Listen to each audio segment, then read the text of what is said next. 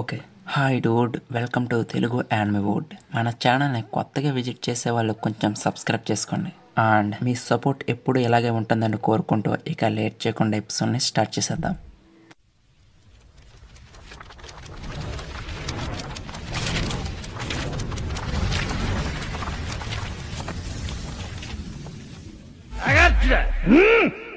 Episode స్టార్టింగ్లో world గవర్నమెంట్కి సంబంధించిన నౌకలు ఎగ్గహెడ్ వైపు వెళ్తూ ఉంటాయి. వీటికి నాయకత్వం వహించేది కేజరు.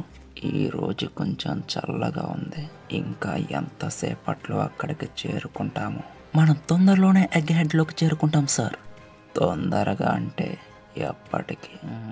బహుశా నేను కొంచెం ఆహారం తీసుకోవాలనుకుంటా.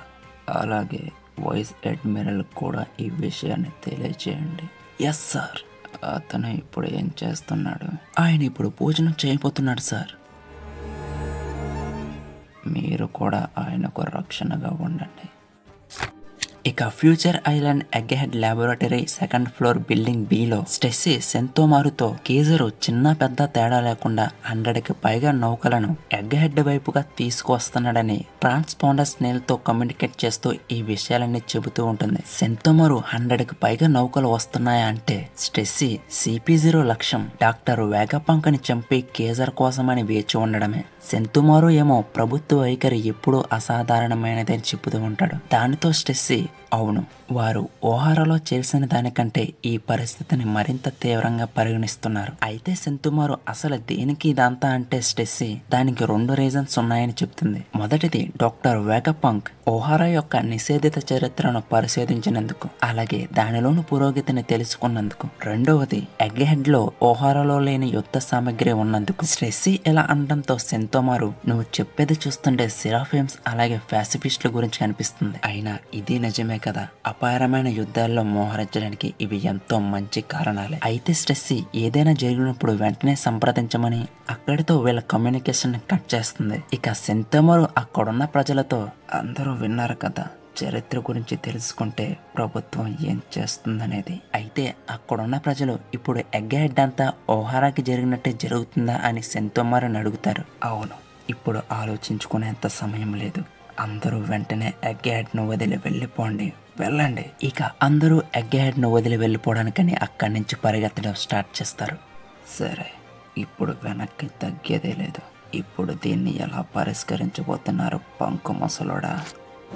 అయితే అండర్ గ్రౌండ్ లో ఉన్న వేగపంక్ దగ్గరికి ఎవరో మెట్లపై నుంచి కిందకు వస్తూ ఉంటారు. ఇక్కడేమో స్నేక్ వల్ల ఊసప్ లలిత్ రాయిలా మారిపోయి ఉంటారు. అది చూసాక ఫ్రాంకీ స్నేక్ ని ఓసే పొట్టి పిల్ల, నువ్వు మార్చింది నా రైట్ సైడ్ మాత్రమే, నా లెఫ్ట్ సైడ్ ఇంకా చలనం ఉంది. ఇట్టా కొట్టననుకో అట్టా ఎగురుతో, నన్ను ఇప్పుడే వదిలేస్తే నిన్ను క్షమించి వదిలేస్తా. అయితే ఈ గ్యాప్ లోనే పైథాగోరస్ అక్కడి నుంచి నెమ్మదిగా జారుకుందాం అనుకుంటాడు. కానీ స్నేక్ వాడిని పసిగట్టేస్తుంది. తర్వాత తన కాల కింద వేసి నలిపేస్తుంది. ఫ్రాంకీ ఏమో అరిసి గీపెట్టిన వాడి వైపు చూడడం కాదు కదా, వినడం కూడా చేయకుండా అక్కడి నుంచి వెళ్ళిపోతుంది. కట్ చేస్తే ల్యాబొరేటరీ సెకండ్ ఫ్లోర్ బిల్డింగ్ ఏలో రాబిన్ చాపర్ అట్లస్ వేగపంక్ని వెతుకుతూనే ఈ ప్రాబ్లం ఎందుకు వచ్చింది అనే దానిని తెలుసుకోవడానికి ప్రయత్నిస్తూ ఆ ప్రదేశాన్ని వెతుకుతూ ఉంటారు. ఇక థర్డ్ ఫ్లోర్ బిల్డింగ్ ఏలో నామి అరవడంతో సాంజీ రాబిన్ చాపర్ ను వదిలేసి ఈ పిల్ల జింబేగా నాపడానికని ఇక్కడికి వస్తాడు. రే పిల్ల జింబే, నువ్వు సైన్స్లో పెద్ద తోపే కావచ్చు, కానీ నేను అది పట్టించుకోను. కానీ నన్ను దాటి మాత్రం నామిని ముట్టుకోనివ్వను. ఒక పక్క నామి ఎడిషన్ కోసం వర్రీ అవుతూ ఉంటే బ్రోక్ తన సోల్తో వేగపంక్ ఎక్కడున్నాడనేది తెలుసుకోవడానికని అక్కడి నుంచి వెళ్తాడు. ఈ గ్యాప్ లోనే పిల్ల జింబే తన పవర్ ను ఉపయోగించి అలా నేలలోకి వెళ్లి ఇలా నామి దగ్గర అటాక్ చేయడానికని ఎంట్రీ ఇస్తాడు. అక్కడ అడ్డుగా నిలబడింది విండ్ స్మోక్ సాంజీ. దొంగన డోడక్క, నీకు తెలీదురా ప్రేమకు ఉన్న శక్తి ఏమిటో. కట్ చేస్తే కంట్రోల్ రూమ్ లో జోరో అలాగే హాకీ భయంకరంగా పోరాడుకుంటూ ఉంటారు. లూఫీ ఏమో బేర్ సిరాఫిమ్ ని తన గమ్ గమ్ రెడ్ హాకీతో ఒక్కటి పీకుతాడు. లూసీ ఏమో వారు కఠినంగా ఉన్నారంటే కాకు వారి వెన్నులో ఉన్న మంటలు ఆరిపోయినప్పుడు మన దాడులు పనిచేసే ఏకైక అవకాశం ఒక్క క్షణం మాత్రమే. ఇది విన్నాక జోరో అంత ఫాస్ట్ గా మరియు డిఫెన్స్ గా ఎవరు మారతారని మాట్లాడుకునే సమయంలోనే లూఫీ ఇక్కడ ఉన్న హాకీ సిరాఫిమ్ ఎక్కడ పోయిందని వీళ్ళకి చెప్పగానే జోరో దానిని వెతుకుతూ ఉంటాడు. అప్పుడే చూస్తాడు లూసీ. అది వాటి లక్ష్యాలను మార్చుకున్నట్టుంది. సమస్యగా ఉన్న వారి దగ్గర సమయం వేస్ట్ చేయడం కంటే బలహీనంగా ఉన్న వాటిని తొలగించడానికి చూస్తున్నట్టున్నాయి. ఆ విధంగా చూసుకుంటే మీ స్నేహితులను తొలగించడం ద్వారా కఠినంగా ఉన్నవారిని ఆందోళన పడేలా చేయవచ్చు. ఇక లూసీ మాటలు విన్నాక వెంటనే జోరో లూఫీని ఇక్కడ చూసుకోమని వారికి సహాయం చేయడానికని వెళతాడు. లూఫీ జోరోకి సహాయం చేయడానికి ఊసప్పని వెనకాల వెళ్ళమంటాడు. అయితే ఇలా వెళ్తూ ఉండగా ఒక్కసారిగా వెనక్కి తిరిగి, రే బక్కోడా, ఇప్పుడు నన్ను ఏమని పిలిచావరా? నేను ఊసప్పేట్రా, నా పేరు కాకు.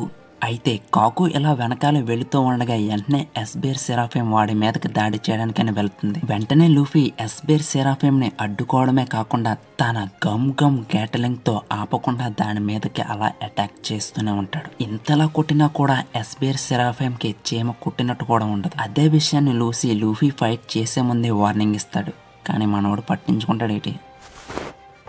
ప్రస్తుతం ఎగ్ హెడ్ లో జరుగుతున్న ఇన్సిడెంట్స్ అన్ని ఒక రోజు ముందు నుంచి జరుగుతున్నవి. కానీ ఇదంతా 3 నెలల ముందు నుంచే మొదలైంది. సీన్ షిఫ్ట్ చేస్తే పవిత్ర మేరీ జువా 3 నెలల క్రితం ట్రాన్స్పాండర్ స్నేల్లో ఎవరో మాట్లాడుతూ ఉంటారు. కానీ సిగ్నల్ సరిగ్గా లేకపోవడం వల్ల వాయిస్ బ్రేక్ అవుతూ ఉంటుంది. మాట్లాడేది మాత్రం ఎగ్ హెడ్ నుంచేనే క్లియర్ గా అర్థమవుతుంది. అతను హైయర్ అఫీషియల్ తో మాట్లాడాలని రిక్వెస్ట్ చేస్తూ ఉంటాడు. కానీ మేరీ జోవాలో రిసీవ్ చేసుకునే పర్సన్ అసలు నీకు ఏం కావాలి వారి దగ్గర నుంచే వాడినే అడుగుతాడు.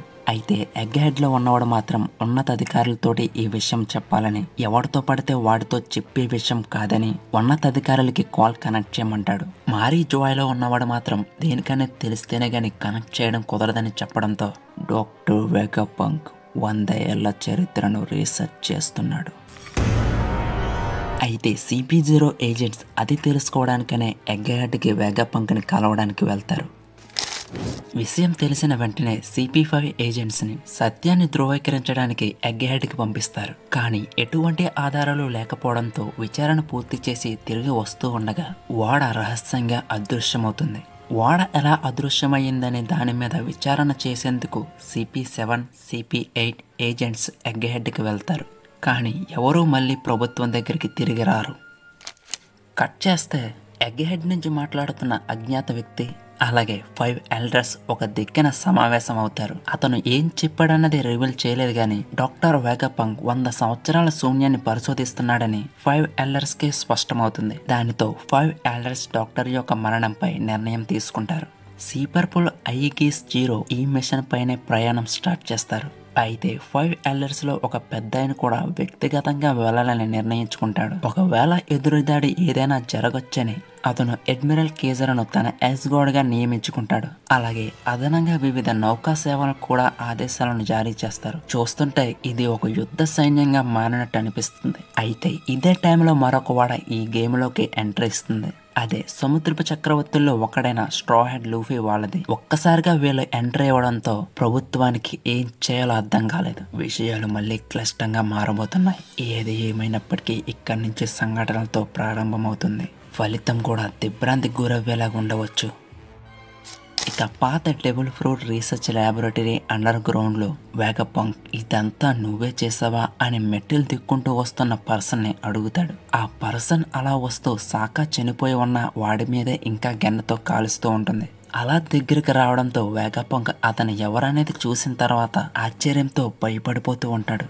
అక్కడే ఉన్న సైపర్పోల్ ఏజెంట్స్ ఆ పర్సన్ అలా వెగపంక్ దగ్గరికి గెన్న పెట్టుకుని వెళుతూ ఉంటే అందరూ చేతులతో అద్దాల మీద కొడుతూ ఎంకరేజ్ చేస్తూ ఉంటారు. అయితే ఆ ఊపులోనే వెగపంక్ దగ్గరికి వెళ్ళి కూర్చుంటాడు. నువ్వు ఇదంతా ఎందుకు చేస్తున్నట్లు యోర్క్?